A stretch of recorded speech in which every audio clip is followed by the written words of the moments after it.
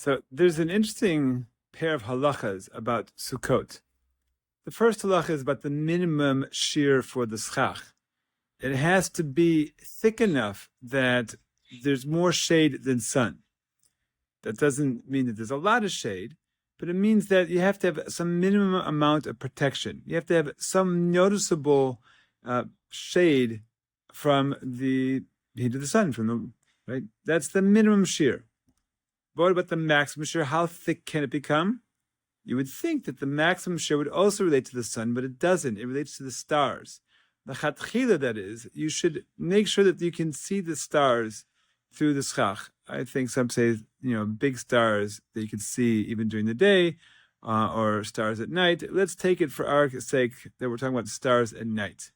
So this is an interesting dichotomy. On the one hand, when you talk about the minimum size, you need protection from the sun. How much? The minimum amount. As long as there's some protection, that the shade has overcome the sun to some extent, it's kosher. The maximum amount, we're talking about seeing stars. We've gone away from protection, and away from the day and from the sun, to the stars. And we can wonder why this distinction? And is there any ideas that we can glean from this that are hidden behind or within the halacha? So I'd like to make the following two suggestions. Suggestion number one, in terms of the sun. What's the issue about the sun? I'm going to relate this to the fact that seeing also, that if the sun is there and we notice it, but we see that the shade is greater, that means that on the one hand we have protection, on the other hand we're aware of what we're being protected from. Now, Sukkah is a time of love and care and protection, of Kodesh Baruch Hu's looking out for us and our awareness of that. There's this idea of shalta be'ena. You have to be able to see the schach. So I would like to suggest that in Sukkot, it's not enough that God protects us, that He loves us, that He cares for us. We need to be aware of that. We need to know that God is looking out for us. We need to know that He loves and cares for us. That's what creates this experience that we call the Ananei Kavod, this experience of the Shekhinah, this experience of the divine, when we see and live that connection and that caring. And if I may borrow that idea to other areas of our lives, there are areas of our lives where we take on some of the responsibilities of God. One of the most obvious areas is in terms of raising kids. We become partners with God in creation. We have children, and we help raise those children. And we need to love, care, and protect for our children. It's not enough, though, that we just love and care and protect them. They need to experience that. They need to be aware of that. They need to live that. If you're loving your child in a way that they don't feel loved, there's something lacking in the love that you're giving. They need that fuller experience. So we need to be a schach-light experience for our kids, where they not only are being protected and feeling loved, but they are experiencing that we have them, their interest in their best interest in heart and mind. With that said, let's turn to the stars.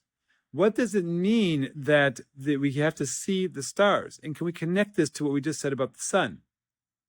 Well, let's go to a famous midrash about the moon, the sun and the moon, where the moon complains to God. He says, one crown can't have two kings, I believe, or two kings can't share one crown.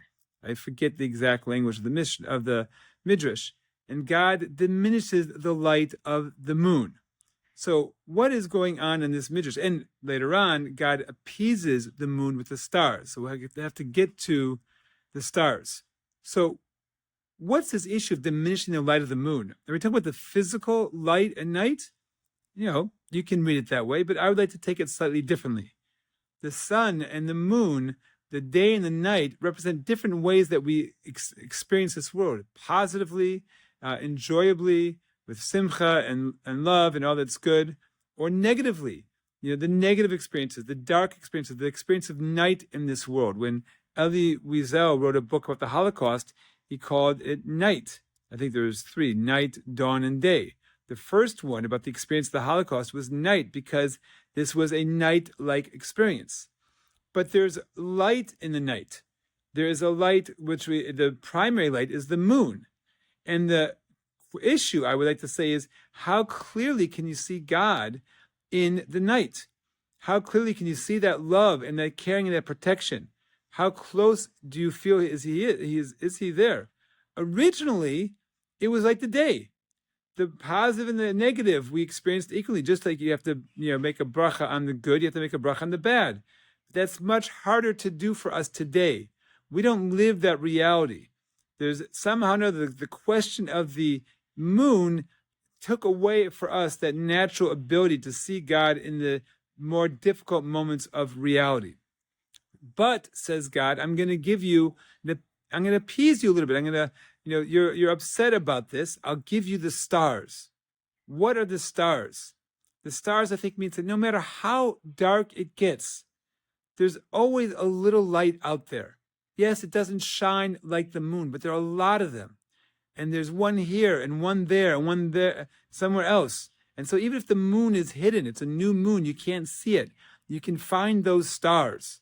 So you have to be able to, through the Sukkah, to see the stars, to see that love when you're not in the day and experiencing the clear light, but you're at night. You have to be able to pierce through that loving protection of the schach and find those stars that are out there that shine upon you. I wish everybody a sukkah of a lot of simcha and a lot of love and a lot of caring that we love and experience. All the best. Bye-bye.